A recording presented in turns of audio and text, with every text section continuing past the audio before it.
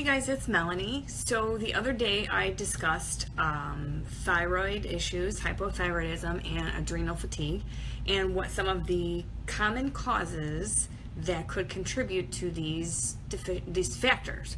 So today I'm going to talk about nutritional deficiency. Now, I'm going to tell you what, thyroid issue, adrenal issue or not, probably half of us are nutrient deficient.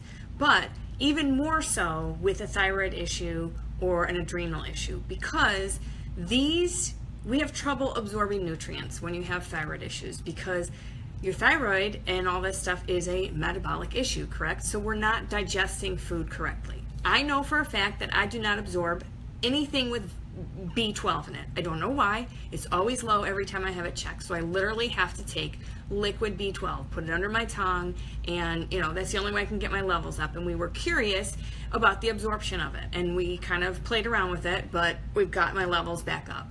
But these inadequate nutrient levels can cause long-term lasting thyroid disruption. So what do you do with it? What do you do to change it? How do you find out, how am I nutrient deficient? Well, first of all, I'm not going to go into the fact that, like I said, 50% or more of us are probably nutrient deficient because of what we eat, okay? But even if you're eating great and you're eating things that have all these nutrients in it, with a thyroid issue, you are not absorbing it properly because of everything that's going on inside of there. I mean, I'm proof of it right there. My vitamin B12 was gone.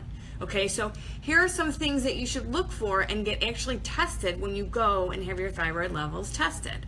These are ones that they actually test me for now.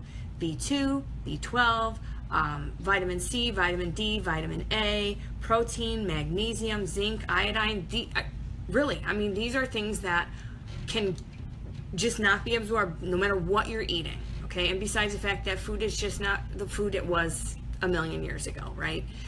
So what actually can contribute to this nutrient deficiency? Like, what's going on in your body that is making you not absorb these nutrients? Like, oh my God, I'm eating spinach like crazy, and I'm eating fruits, and I'm eating vegetables, and I'm eating, the right amounts of red meat and the right amount of fish and all this stuff, but your levels just aren't right and you just still feel like crap because your system is not working correctly. It's not digesting the food. Your nutrient levels are down because you could possibly have low stomach acid. Yes, I know.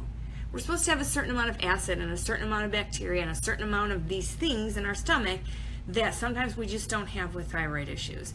And the certain amount of stomach acid that we're supposed to have is necessary for absorption of the macro and micronutrients, obviously the things from what you're eating, how to absorb it properly. If your stomach acid is off, then it's not going to be working right.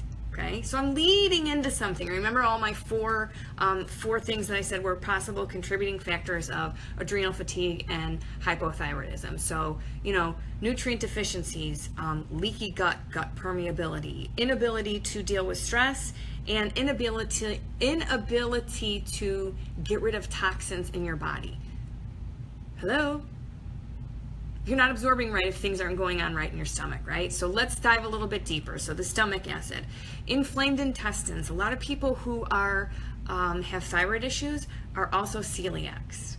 So they're gluten sensitive. They have issues with that. It's not working. We're inflamed.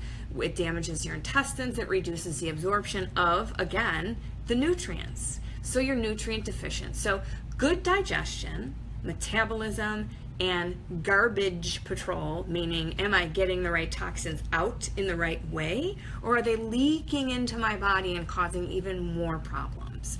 Inflammation, headaches, just crazy symptoms that are really close to what all those thyroid symptoms are that I put out there. So my suggestion is 2 things that I'm going to tell you to totally cut out, which I'm talking about inflamed intestines and leaky gut and celiac disease. Get rid of gluten. Get rid of it completely if you have a thyroid or adrenal gland issue, and stay away from soy. Those are my 2 suggestions with that.